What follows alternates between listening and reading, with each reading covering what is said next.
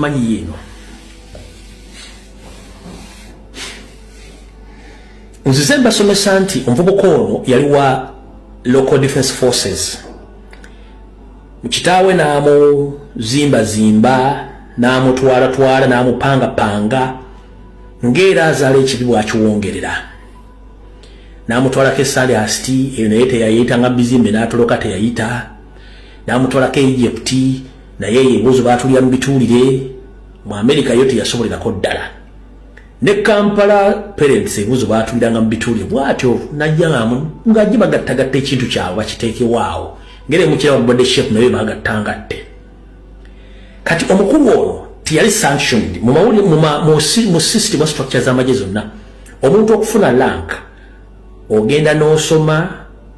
olina emyaka gy'omala mu magye obukiiko ne butuula okola engeri gy'obadde okolamu ne bali komendinga ogende kulanka gundi ne bakuze ne bakusomesa n'ogenda mpaka lw'ofuuka general naye ng'osomedde ebbanga ddene nnyo kati ono ye baleeta kintu kye bakizimbazimba ne bateekaawo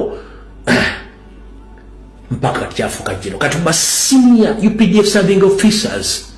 most of those the indigenous Ugandans bali furious nnyo n'engeri muhoozi gya behavingamu waliwo olutalo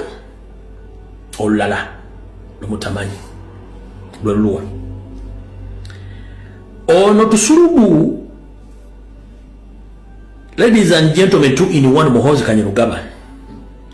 bw'abeera mu yafeesi ye yakubira bw'amala okukola intelligence Tusulubu ng'ali mu ofisi akola intelligence agenda okuzuula nga UPDF ebitundu 80 ku buli 100 bawuliriza nnyo General Elweru ne ba commanders abalala okusinga Direct Drinking General oba Genetically Modified General nkiddamu Muhoozi yakola intelligence mu UPDF ng'ebitundu 80 ku buli 100 amagye gonna gawuliriza nnyo Elweru ne ba commanders abalala okusinga ye n'ayita Elweru ajje amunnyonnyola ebintu bino abikola atya bw'amusanctioninga oba n'amuyita n'assaako n'essimu Elweru yagaana okugenda okusinkana Muhoozi Kainerugaba nti talina buyinza yadde kumuyita yagaana ogendayo kino ne kinyiiza Direct Drinking General. One,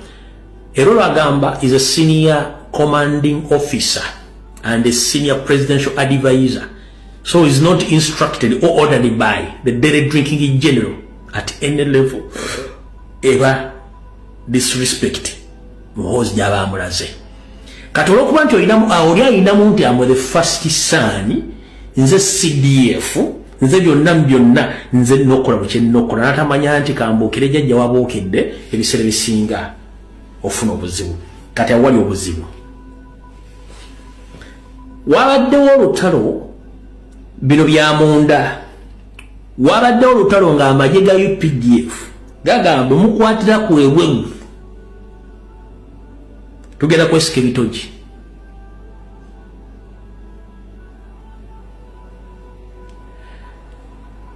nga ne mu SFC niwo bagamba nti okwatira ku Elweru tugenda kwesika ebitogi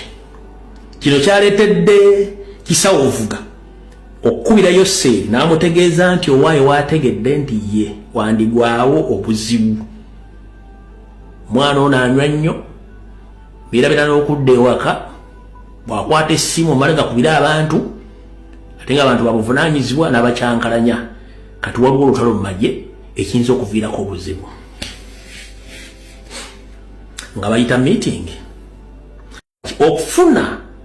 proper arrangement ne orders tufumbefumbe biru wano tugize mu parliament tugambe nti finally SFC eri under UPDF tubere ne command ye